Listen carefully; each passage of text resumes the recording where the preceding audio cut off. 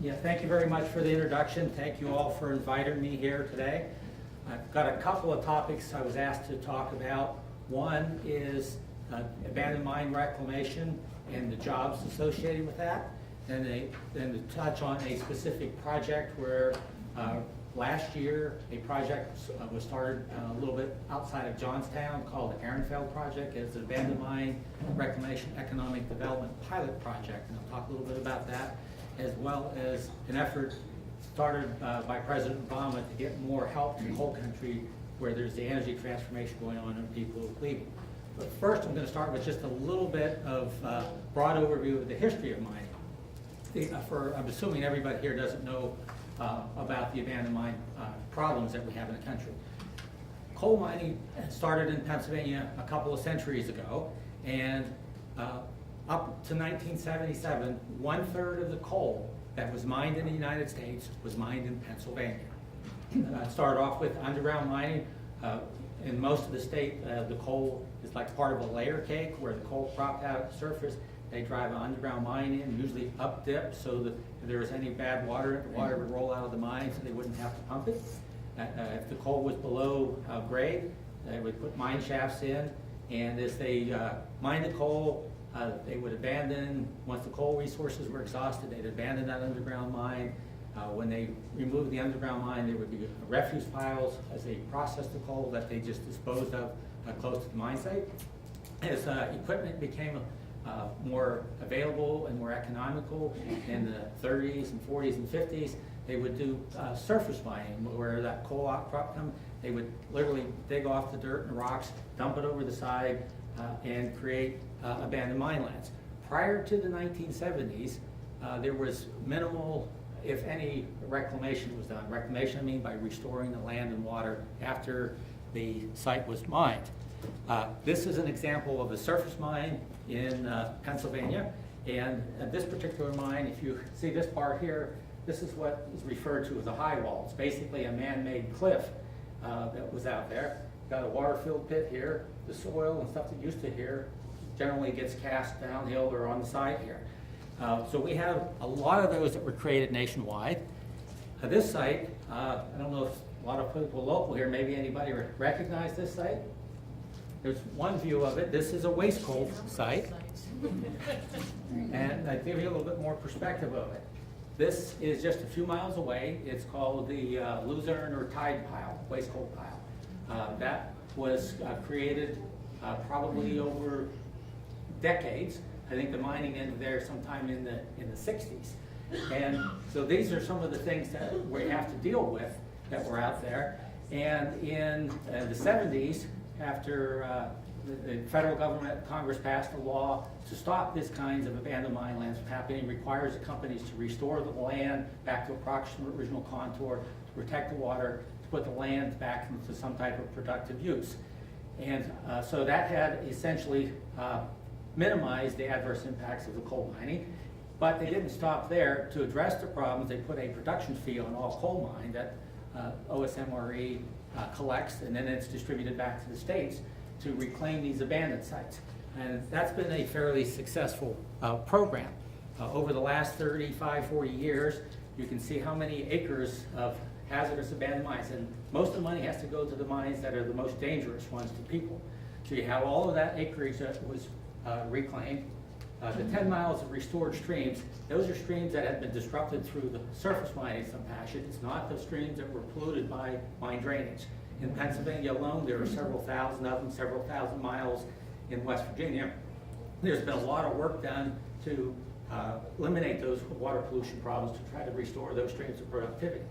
Those dangerous high walls that I showed you, there's almost 800 miles of that have been eliminated. If you were to put them end to end, they would extend from here to Kansas City, Missouri.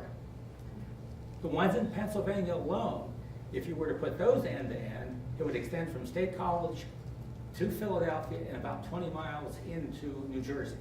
So it's been a lot of work to that. With the mining has problems, it created all the pollution. A lot of the areas where the mining occurred, there was no potable water supply for people. They were hauling the water, something they had polluted water. Over the decades, the government has provided clean water, usually public water supplies, to 52,000 homes. There's been a lot of success in that area.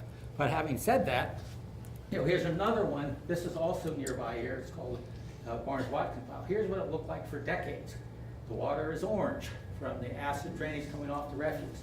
The state, with the federal money that's provided, did a reclamation on it. And if you look here, you can see the water is actually blue now because of all that pollution load that was eliminated from that particular area. So there's been a lot of good work done as part of that reclamation, whether you're hauling this stuff off to bury it someplace or in that abandoned pit one, you're putting the dirt back in. It's a lot of the same jobs that current coal miners do, is to put the land back to try to restore it to its original productivity. So there's been a lot of jobs in that. And over the past 40 years, there's been a bit over $10 billion that was collected, and about $8.2 billion of that has been appropriated to the state to help clean up some of those sites. So you have a fair amount of jobs that were created, but those jobs are temporary. They only last part of the time as far as what is going on the reclamation end. So with the downturn in the industry, you saw earlier with some of the speakers and heard from them was about how coal market has been reducing on that, and coal is losing market share. Been losing market share since about 2012 to gas, but also to wind and solar. Right now, all three of those are cheaper to generate electricity than coal. The speaker before me talked about some of those incidentals, the pollution problems and other things, the societal costs. There was somebody else talking earlier about societal costs. Well, when you have the solar plant, you don't have those types of things. You build a solar plant, you build a windmill, you maintain it, but you don't have any waste to get rid of. With a coal-fired power plant, you got everything that's going up the smokestack, everything that's been captured, and everything that's going out in the water or is going out in the ash. There are a lot of toxins there that come into play. So, and somebody has to pay to deal with those. In a lot of areas of that's not really being addressed in a manner like that. This particular site, this is the pilot project going back to 2014 with the loss of jobs that was occurring. President Obama asked us to do something to try to help coal country to transition from the coal mining, because when the coal's gone, as I showed you in a lot of those pictures, as you see in this picture, companies in the past, they destroyed the land, they destroyed the water, abandoned both, and they abandoned the people. So there's a lot of problems out there. So with the current transition going on, the President challenged us to figure out a way to try to help coal country. So they came up with what they call the Power Plus plan. The power part of it was Department of Labor providing money for retraining, the Department of Commerce providing money to help with economic development in these coal countries. Appalachian Regional Commission was mentioned earlier, does a lot of work in there. It's set up specifically to try to help communities in Appalachia get above the poverty line.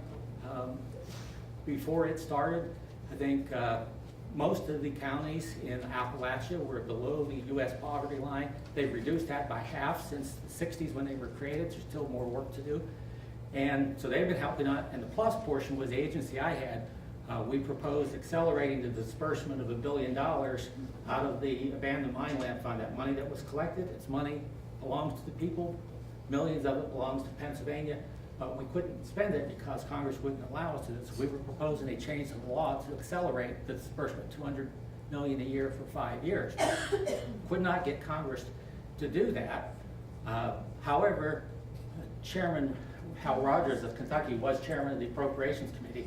He, last year, he took what we've been trying to advocate and modified it, that created a bill called, introduced a bill on that, but not going through with that. They appropriated $90 million, 30 to 3 states, to test out the hypothesis that you could use abandoned mine reclamation to help create an economic future for coal country. This is the first one in Pennsylvania. It's Ehrenfeld, a bit north of Johnstown. This mountain of waste coal took the company about 70 years to create that. There's about 155 homes that are within 200 feet of that waste pile. The closest is 20 feet. Now, the people living here, they didn't build their houses next to that waste coal pile. The coal company dumped it next to their houses, all right? And they abandoned it. So the last coal refuse that was dumped on that pile was in 1971. So it's been sitting there, and the local communities and folks wanted to get this out because the borough, there, you can see it's not stable. It's eroding, it's producing acid drainage. That just down here out of the picture is the Little Conemaugh River. Most people know it's pretty much orange, as is the Conemaugh itself. And so you had slides coming into people's yards. Some of the pile is on fire, so you've got the burning and the smoke that comes into that. And then the other part about it is the borough town. This covers about 62 acres. There is no place for that town to grow because you got a mountain back here, you got a mountain of waste here, and you got a river around here. So the town is basically landlocked. So when you look at this particular project, here's some of the problems I've mentioned to you. It's about 3.2 million tons of waste material dumped over 70 years. Covered all these other parts about it. Covers about 62 acres of the borough. And they've been trying for years to try to get rid of this. Several years ago, DEP, the state, went out on a competitive bid for it, and the bid came in at $90-some million. To put that in perspective, the entire federal grant, the largest one Pennsylvania ever received was in 2012, was $67 million. It's not affordable. So they made some changes, rebid it, and it came in at $75 million. Still not affordable. Then what happened is there's a company called Rosebud Mining. Some of you may have heard of it. Cliff Forrest is much more responsible than the folks in the past who created those things. He had bought some mines that were in the area, and he approached the state because the surface mines were there. They were not economical to mine under the current climate. And these were ones he bought, so he knew he had to reclaim them. It was near the town. That $75 million bid was because they were going to have to haul all that refuse out several miles away to an abandoned mine site, one of those bits that I showed you. And those trucks had to be highway legal, so they had to be relatively small. Well, Cliff Forrest came in and proposed building a haul road from the surface mines that he just bought and hauling that refuse with off-road equipment. And he came in with the bid price of that at $27 million. Now it was doable. Still a hell of a lot of money, but it was doable. And they started the project. Now, this part of it was DEP working with some of that $30 million to try to figure out, and Governor Wolf, they were really on the ball. They had 14 projects they got kicked off last year. They had that money on the ground before the other two states had anything out in the field on that. And as a result of that project, there were 30 coal miners who were about to lose their jobs because when the coal market has shrunk because it can't compete with gas and electric and solar and wind, not to mention a lot of the local power plants are old and inefficient. So under that contract, there's 40 people who are going to continue to work for at least 3 more years to haul in that material out to restore the land. It's also going to have other longer-term impacts for the community on that. The river I mentioned to you, there is a trail that goes from the South Fork Dam from Johnstown flood several miles into Johnstown, and people have access pretty much at Johnstown or at South Fork. Along here, once that refuse is removed, they will be able to increase the recreational opportunities for a more sustainable future because there will be parking available for people to access the river, to access the trail, to see that particular area. Water quality improvements by removing that material out of there. They're not just dumping it and moving the pollution from Ehrenfeld to somewhere else. Where they're taking it to, they're mixing it with alkaline material, basically limestone, to neutralize it, burying it, capping it, and putting it in an approved plan so it will not be creating acid mine drainage at that point in time. So they are eliminating a significant source of pollution to the river. The town will now, once that refuse is out of there, will have an opportunity to grow. But this isn't the state or the federal government telling them what to do. It gives the locals an opportunity to figure out how do we want to use that land to help their town. Either they want to do it for residential, commercial, industrial. That's up to them, but it gives them opportunity that now they even have time to plan on that. And also part of the project is to restore the chestnut tree that used to be part of it. This is a list of the various partners in this project. When you start dealing with projects of this size, they're so big, so oftentimes so complicated, that no one entity can do it themselves. And so you need a lot of help from a lot of different groups to put it together. Also, these people here, they realized that if it was left up to the township or if it was left up to the borough, they weren't going to be able to get it completed because there was just, they were just too small and they wouldn't be able to be heard on it. But by working together, they were able to heighten the awareness of this, and they've got other projects that they're working on. Somewhere in the room today, Cambria County Conservation District, I think Community Foundation for the Alleghenies is here, the Yes. PADEP, you're here, and maybe Forest Hills, is that your Forest Hills? Yes. Yeah.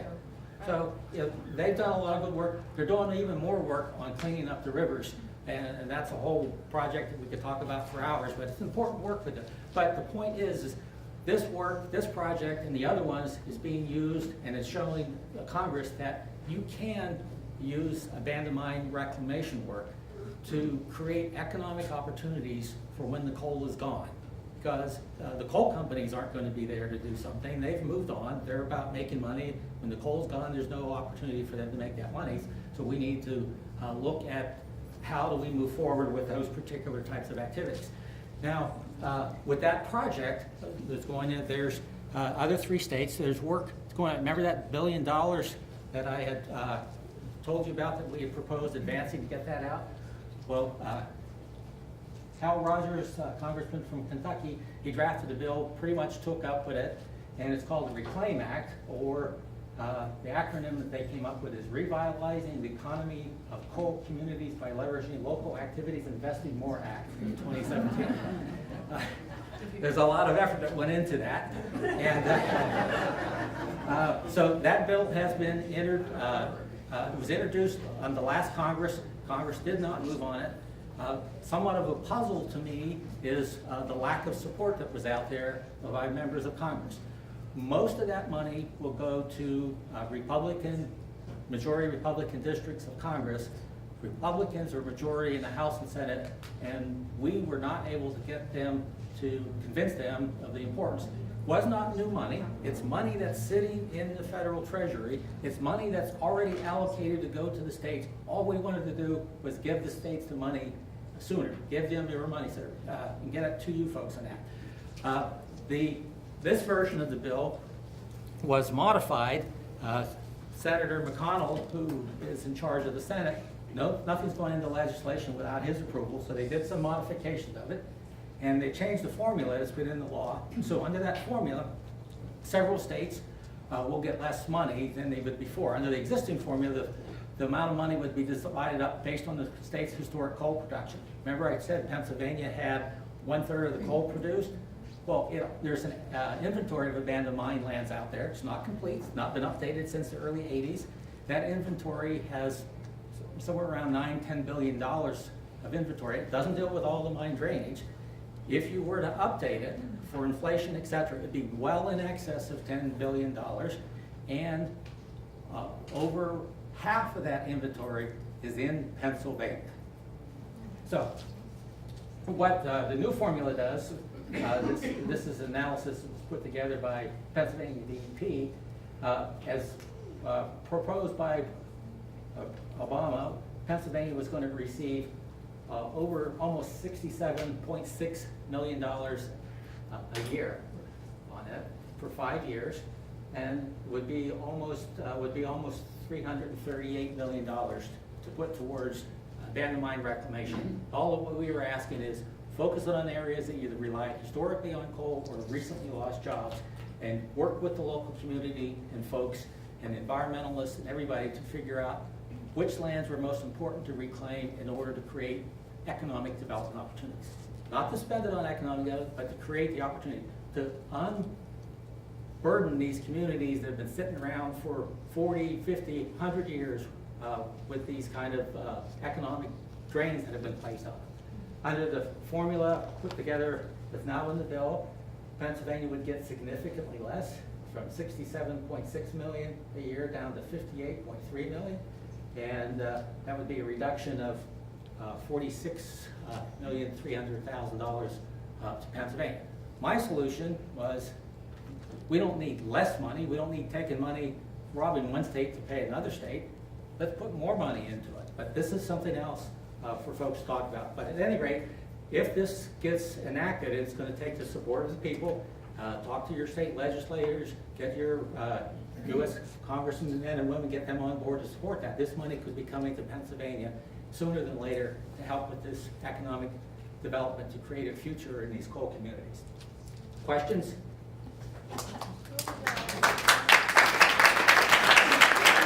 Pardon? The bill number? All right, the House number is H.R. 1731. There's a Senate bill as well. I do not have that number. Senator Casey and Senator Manchin from West Virginia introduced an earlier version that sticks with the old formula. So I think there's probably some effort, attempt to have some negotiations on it. And another thing folks ought to know is that AML fee that I mentioned, it's set to expire in 2021. And if it is not reauthorized, there will not be enough money to reclaim the abandoned mine land problems that are out there. So there's an effort underway by a lot of folks to try to extend that fee as well. It is now down to 28 cents a ton for surface mineable coal, and I think it's like 10 cents a ton for underground mining coal. It originally was 35 and 15, but in 2006 Congress changed that as part of the deal to reauthorize that. That fee actually could be restored, or could it be even quadrupled and not have an impact on a single coal mine, because the power plants that are still in existence were profitable at paying $100, $150 a ton for coal. They're buying the coal for $50, $60 a ton. The coal industry is leaving several $billions a year on the table for the utilities that could actually be put back into helping the communities that have been burdened. Go ahead. Both of them. Turn it on. Talk loud. Just talk loud. Yeah, I can do that. The coal companies have taken profits from the mines, and yet the reclamation seems to fall on the taxpayers. What can be done to put the coal companies more in the mix? And the other question that's in that same road is, what's the percentage breakdown between what a coal company spends and what we, the taxpayers, spend? Well, good question on that. All the abandoned mine reclamation that I told you about, and the $8.2 billion that's been appropriated, a bit over $10 billion, I think 10.2 that's been collected, that money all came from the coal industry. So it's a tax put on the coal that the federal agency collects. So it's the coal industry has been paying to clean up the sins of the past. Now, they need to pay a bit significant more to take care of the problems on that.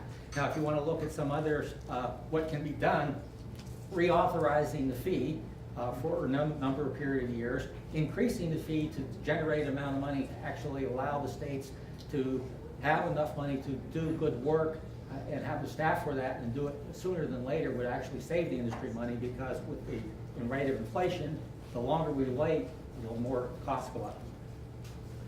What is the impact of burning waste coal, as in the alternative energy source, in the alternative energy portfolio standard? Can that mine, that pile of coal, waste coal, can it be used for an economic positive? Okay. Two very good questions on that. Not all waste coal has the BTU value that could allow it to be used to generate, and the cogeneration, to generate electricity and other power sources. This particular power does not. That pile in Ehrenfeld has no economic value under any known methodology right now. The waste coal industry has cleaned up a lot of these abandoned waste coal piles in Pennsylvania. It is used, they burn it in conjunction with limestone in what's called a cogeneration plant, and it generates an ash. It reduces the volume by about 1/3 because of the stone and the limestone that's added to it. That ash is talk about toxins. It does not have the same chemical and physical properties as regular pulverized coal ash. It gets burn it with the limestone. There are different physical reactions and chemical reactions that occur, and that ash is relatively stable compared to the other ash. And as far as the cogeneration and Pennsylvania's renewable standards, waste coal was included in that because at that time, a lot of the folks in the mining program believed that burning that waste coal was better for the environment because it eliminated the water problems. Most waste coal piles are a lower priority, are not eligible for the federal money, and so this was a way to create an economic condition for it. And previously, the waste coal-fired power plants also were had better pollution emissions or lower pollution emissions than the pulverized coal-fired power plants. That has shifted with some of the newer technology that's been put on, and the ash that was coming out wasn't nearly as toxic. So the mining guys, the mining program thought it was a better, good switch. And then they use that ash they back out to remediate the site where they're taking the refuse piles. So that's the benefit for. It can be, and what the regulations provide is you don't replace a big ugly black pile with a big ugly gray pile. And the program that was created to create the incentive for it, they can only take enough ash back after having it tested and leached to make sure that was necessary for the reclamation and to restore the site's productivity. And it does grow grass. Yes. Trees. Yes, it does, and it's definitely better that way. Very much so. Thanks. Okay. Yes. What is the cost per ton that the mining companies are paying for reclamation? How much is it? As far as current mining is going, Current mining. that's going to vary significantly depending on where you're mining the coal. In Appalachia, central Appalachia, Kentucky, West Virginia, I don't know the dollar amount, but it was very expensive. That was the most expensive coal to mine in the United States because they were mining sometimes several seams. It might be a foot, 2 feet thick. Whereas if you go out into the Powder River Basin in Wyoming and Montana, they're mining a 70-foot thick coal seam, that 30 feet of cover. So it varies dramatically. Thank you. You're welcome. Okay, thank you very much.